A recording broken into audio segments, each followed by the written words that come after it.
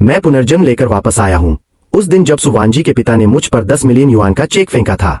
पिछले जन्म में मैंने उस चेक को फाड़कर तिनके तिनके कर दिया था, क्योंकि तब मेरे लिए मानवीय गरिमा अमूल्य थी। लेकिन इसके बदले मुझे उनके चेहरे पर एक तिरस्कारपूर्ण ठंडी मुस्कान मिली और सुवांजी की नजरें और भी ठंडी हो गईं। अगले 10 साल मैंने बेहद अपमानजनक जिंदगी जी, उनकी परछाई का पीछा करता रहा।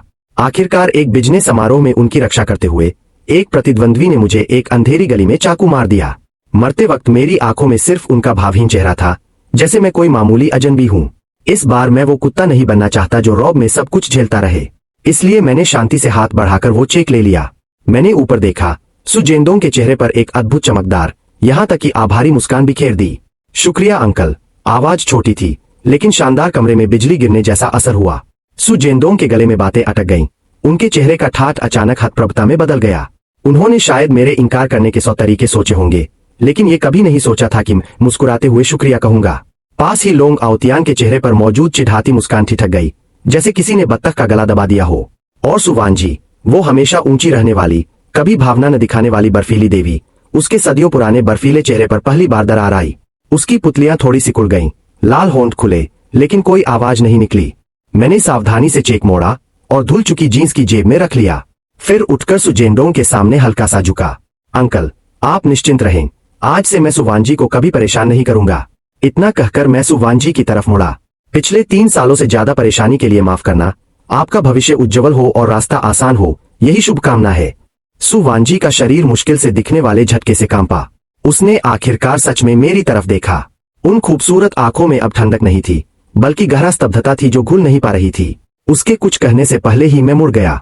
तभी पीछे से आवाज आई, चेन पिंगान, मैं समझता था तुझ में कुछ तो हिम्मत है, लेकिन तू तो बस पैसे के पीछे भागने वाला कमजोर इंसान निकला। 10 साल के रिश्ते को 10 मिलियन में बेच डाला, कितना नीच है तू।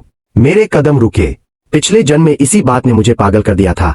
मैं उससे भिड़ गया था और बॉडीगार्ड्स ने मुझे बेरहमी से पीटा था। लेकिन इस बार मैंने शांति से पीछे मुड़कर देखा।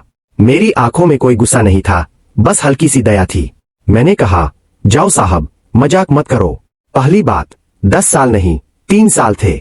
दूसरी, ये प्यार नहीं था, मेरा एक तरफा उपद्रव था। तीसरी, ये बिक्री नहीं है, बल्कि सु चेयरमैन का मेरे पिछले 3 सालों की मेहनत का उचित मुआवजा है। आखिर एक वफादार चाटू कुत्ता बनने में भी वक्त और मेहनत लगती है। ये 10 मिलियन बिल्कुल सही है, न कम न ज्यादा। मैंने कमरे का भारी लकड़ी का दरवाजा खोला और बिना पीछे देखे बाहर चला गया।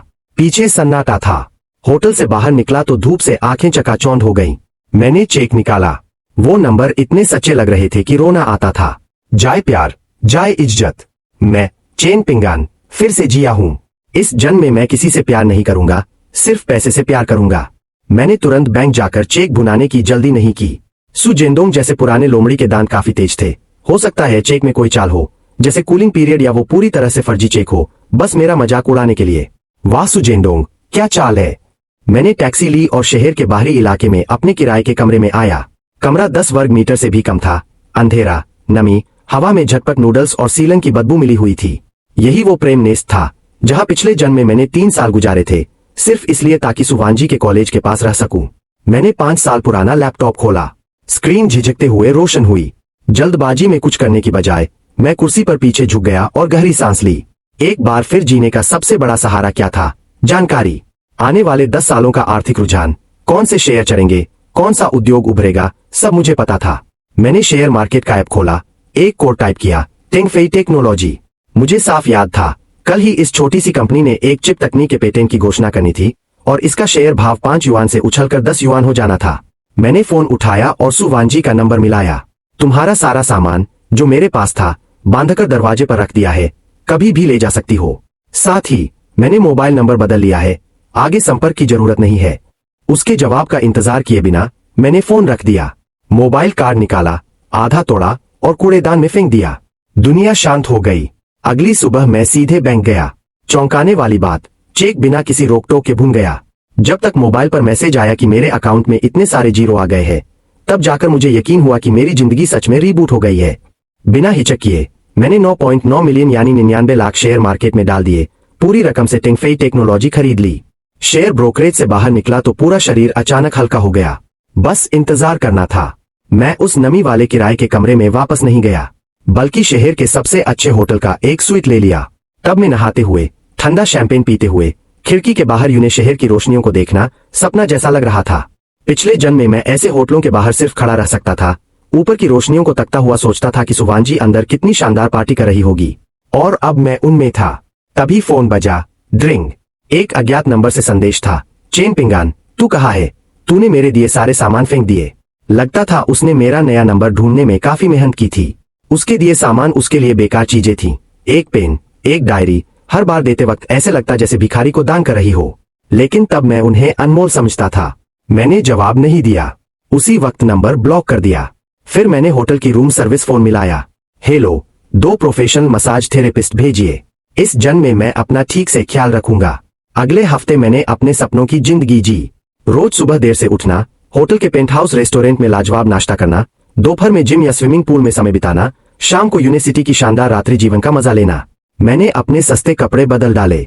एक फिटिंग सूट, 1 लाख की घड़ी पहनकर जब भी किसी ठाट जगह पर गया तो सामने वाले की नजरों में सिर्फ सम्मान और तहे दिल से सेवा करने का भाव था। वे निहारती या तिरस्कार वाली निगाहें जो पहले मुझे चीरती थीं, अब कहीं नहीं थीं। पैसा सच में आदमी का सबसे बड़ा आत्मविश्वास है। और टेंगफेई टेक्नोलॉजी के शेयरों को मैं देखना भी भूल गया था, क्योंकि मुझे पता था वो बढ़ने ही वाले हैं। इस रात मैंने 2 हॉट मॉडल से डिनर की डेट रखी और अपनी नई और बेबाक जिंदगी की तरफ कदम बढ़ा दिए। मैं यूने शहर के सबसे टॉप के प्राइवेट क्लब युंडिंग तियानगोंग में शराब पी रहा हूँ। म्यूजिक कान फाड़ देने वाला है, लोगों की परछाइयां हिल रही है और हवा में पैसे और हार्मोन्स की महक घुली हुई है। पिछले जन्म में मेरी इतनी औकात भी नहीं थी कि मैं यहाँ कदम भी रख सकूं, लेकिन इस पल मैं सबसे बेहतरीन वीआईपी सोफे पर बैठा हूँ और हर तरफ से लोगों की निगाहें मुझ पर टिकी है।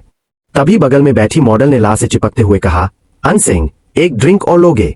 मैं मुस्कुराया और उसका गाल थपथपाया, लेकिन मेरी बात मुंह में ही रह गई क्योंकि अचानक मेरी नजर एक जाने पहचाने चेहरे पर पड़ी।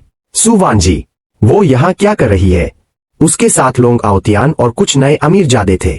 लोंग आओतियान मुंह चलाकर बड़ी बड़ी हाँक रहा था, लेकिन सुवांजी का चेहरा हमेशा की तरह बर्फीला और शांत था, जो उस शोर शराबे से बिल्कुल अलग लग रही थी। उसी पल उसकी नजर भी मुझ पर पड़ी। आंखें मिलते ही उसके चेहरे पर हैरानी, उलझन और नफरत के भाव आ गए। हाँ, नफरत। उसे लगा होगा कि मैं उसके पिता से मिले 10 मिलियन उड़ाकर यहाँ अय्याशी कर रहा हूँ और मैं किसी कचरे जैसा हूँ। लोंग आओतियान ने भी उसकी नजर का पीछा किया और उसके चेहरे पर एक घटिया सी मुस्कान आ गई। वो भीड़ को हटाता हुआ सीधे मेरी तरफ बढ़ने लगा। उसने ऊंची आवाज में कहा, अरे महान चेन पिंगान, मजनू चेन पिंगान हो क्या? लोंग आओतियान बहुत जोर से बोला ताकि आसपास के सारे लोग सुन लें। उसने आगे कहा, क्यों, सु अंकल से मिले 10 मिलियन लेकर यहाँ ऐश कर रहे हो? क्या लग रहा है कि जिंदगी के आसमान पर पहुंच गए हो? उसके पीछे खड़े चमचे भी हंसने लगे कि लोंग भाई, यही है वो चाटू कुत्ता जिसके बारे में आप बता रहे थे। दिखने में तो कुछ खास नहीं है, 10 मिलियन में खुद को बेच दिया, मर्दों के नाम पर कलंक है। मेरे बगल में बैठी दोनों मॉडल्स असहज होकर उठने लगी, लेकिन मैंने उन्हें प्यार से दबाकर बैठने का इशारा किया। मैंने अपने ग्लास में व्हिस्की को धीरे से घुमाया और लोंग आओतियान की तरफ देखा तक नहीं। मैंने एक घूंट लिया और मुस्कुराते हुए कहा, झाओ साहब, बड़े दिनों बाद मिले, घर का बिजनेस कैसा चल रहा है? सुना है झाओ ग्रुप के कुछ ओवरसीज प्रोजेक्ट्स में भारी दिक्कत चल रही है। ये सुनते ही वे बड़बड़ाने लगे कि ये क्या बकवास कर रहा है। मैंने फिर मुस्कुराकर कहा, साउथ ईस्ट एशिया का वो पोर्ट प्रोजेक्ट लोकल पॉलिसी बदलने की वजह से डूबने की कगार पर है ना, और यूरोप में चिप्स की डीलरशिप को भी शियोंगशी कैपिटल ने बीच में ही झटक लिया है ना। इन 2 डील्स में लोंग जियांग को कम से कम 200 मिलियन का चूना लगा है ना। ये सारी बातें मुझे पिछले जन्म की बिजनेस न्यूज से याद थीं। यह सुनते ही लोंग आओतियान के माथे पर ठंडा पसीना आ गया। ये कंपनी के अंदरूनी सीक्रेट्स थे, जो बोर्ड मेंबर्स के अलावा किसी को नहीं पता थे। इस भिखारी को कैसे पता चला? उसने घबराकर पूछा, तुम्हें कैसे पता चला? तुम मेरी जासूसी कर रहे हो। मैंने ग्लास नीचे रखा और अब पहली बार सीधे उसकी आंखों में देखा। मैंने कहा, लोंग साहब, आप खुद को बहुत बड़ी चीज समझ रहे हैं, आपकी इतनी औकात नहीं है। मैं उठकर खड़ा हुआ तो उसे आधा सिर ऊंचा था। मैंने बड़ी हिकारत से उसे ऊपर से नीचे तक देखा और कहा, अपनी कंपनी की मुसीबतें संभालो, पूरे दिन एक पागल कुत्ते की तरह घूमना बंद करो कि जो सामने आए उसे काटने दौड़ो। आसपास की हंसी एकदम थम गई। सबको समझ आ गया कि पासा पलट चुका है। लोंग आओतियान मेरे रौब के आगे दब गया। उसने मुंह खोला पर एक शब्द नहीं निकला। उसका चेहरा लाल पीला हो गया। मैंने उस पर ज्यादा वक्त जाया नहीं किया। वॉलेट से नोटों की गड्डी निकाली और टेबल पर रख दी। लड़कियों से कहा, लड़कियों, आज रात के लिए शुक्रिया, तुम लोग खुद टैक्सी करके घर चली जाओ। इतना कहकर मैंने अपनी सूट की कॉलर ठीक की और लोंग आओतियान के बगल से निकल गया। जब मैं सुवांजी के पास से गुजरा तो मेरे कदम पल भर के लिए रुके। वो मुझे देख रही थी और उसकी आंखों में हैरानी उस दिन के कमरे से भी कहीं ज्यादा थी। उसे समझ नहीं आ रहा था कि कुछ दिन पहले तक जो लड़का उसके पैरों की धूल बना रहता था, वो अचानक इतना अजनबी और इतना तीखा कैसे हो गया। मैंने उसके सामने अपने होठों पर एक गहरी मुस्कान लाई। मैंने कहा, सु मैडम, लोगों को पहचानने में अपनी आंखें थोड़ी तेज करो। इतना कहकर मैं मुड़ गया और पीछे एक कड़क रवैया और लोगों के खुले हुए मुंह छोड़ गया। तुम कोई आसमान का तारा नहीं हो, बस अब मेरा तुम्हें ऊपर देखने का मन नहीं करता। क्लब से बाहर निकलकर मैं होटल नहीं गया, बल्कि सीधे एयरपोर्ट की तरफ गाड़ी दौड़ा दी। यूने शहर ने मुझे पिछले जन्म में बहुत दर्द दिया था। अब जब मेरे हाथ में पहली कमाई आ चुकी थी, तो वक्त आ गया था एक नई जगह पर नई जिंदगी शुरू करने का। फ्लाइट रात के अंधेरे में उड़ चली और मेरी मंजिल थी मोदू, यानी शंघाई, जहां पैसा और मौके बिखरे पड़े थे। फ्लाइट में मैंने अपना फोन बंद किया और फर्स्ट क्लास की आरामदायक सीट पर सो गया। जब आंख खुली तो प्लेन पुडोंग इंटरनेशनल एयरपोर्ट पर लैंड कर चुका था। एयरपोर्ट से बाहर आकर जब मैंने वहां की हवा में सांस ली, तो मुझे लगा जैसे मैं एक बदला हुआ योद्धा हूं। मैंने तुरंत कोई घर नहीं खरीदा, बल्कि हुआंगपू नदी के किनारे बने सबसे आलीशान अपार्टमेंट होटल टांगचेन यिपिन में एक लंबा कमरा किराए पर ले लिया। 360 डिग्री की कांच की खिड़की से जब मैंने पूरे वायतांग की चमचमाती रात को देखा, तो मुझे समझ आ गया कि असली मंच तो अब मिला है। अगले दिन जैसे ही शेयर बाजार खुला, मेरे ब्रोकर का फोन आया। उसकी आवाज उत्साह से कांप रही थी। उसने कहा, चेन साहब, बढ़ गया, टेंगफेई टेक्नोलॉजी का शेयर अपर सर्किट छू गया। मैंने बहुत शांति से कहा, बस देखते रहो, जब तक 150 ना पहुंचे, बेचना मत। फोन रखकर मैंने आगे का प्लान बनाया। सिर्फ शेयर बाजार से मिला पैसा तुक्का हो सकता है, उसे साम्राज्य नहीं बनता।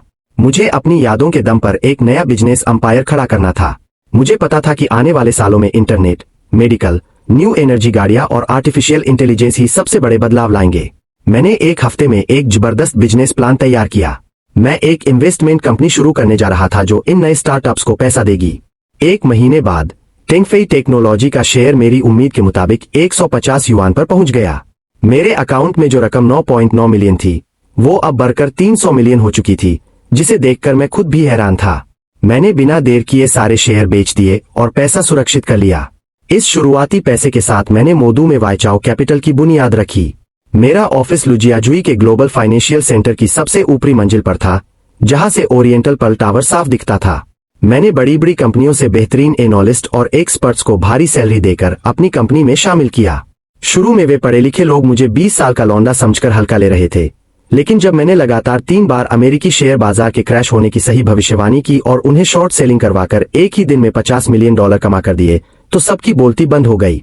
उनकी आंखों में मेरे लिए शक की जगह एक खौफ और अंधा भरोसा आ गया। उनकी नजरों में मैं सिर्फ बॉस नहीं, भगवान बन चुका था। मेरी जिंदगी बेहद मसरूफ हो गई, रोज की मीटिंग्स, रिपोर्ट्स और बड़े लोगों से मिलना। मैं धीरे धीरे यूने शहर, सुवांजी और उस पुरानी बेइज्जती को भूलने लगा था। तभी एक दिन मेरी सेक्रेटरी ने मुझे एक इनविटेशन कार्ड दिया। उसने कहा, सर, अगले हफ्ते शेंजेन के कन्वेंशन सेंटर में एक इंटरनेशनल बिजनेस समिट है, यह उसी का इनविटेशन है। मैंने कार्ड हाथ में लिया और सरसरी नजर डाली। जैसे ही मेरी नजर स्पॉन्सर्स की लिस्ट में शामिल एक नाम पर पड़ी, मेरी उंगलियां ठहर गईं। सु ग्रुप, ये लोग वाकई पीछा नहीं छोड़ते। मैंने कहा, इसे कैंसल कर दो, मैं नहीं जा रहा। सेक्रेटरी ने थोड़ा झिझकते हुए कहा, सर, यह बहुत बड़ा समिट है, दुनिया की टॉप 500 कंपनियों में से आधी इसमें आ रही है, और इसके होस्ट मिस्टर ली ने खुद आपका नाम लेकर आपको बुलाने की इच्छा जताई है। मिस्टर ली, यानी हांगकांग के सबसे अमीर आदमी के बेटे और इस समिट के कर्ताधर्ता। मैंने अपनी भौहें सिकोड़ी। इस आदमी को मैंने पिछले जन्म में सिर्फ टीवी पर देखा था और आज वो खुद मुझसे मिलना चाहता था। इसका मतलब था कि मोदू में मेरी कंपनी वाइचाओ कैपिटल का डंका दूर दूर तक बज चुका था। मैंने मुस्कुराकर कहा, ठीक है, फिर तो चलना ही पड़ेगा। मैं भी देखना चाहता हूं कि जब दोबारा आमना सामना होगा तो सु परिवार के चेहरों का रंग कैसा उड़ता।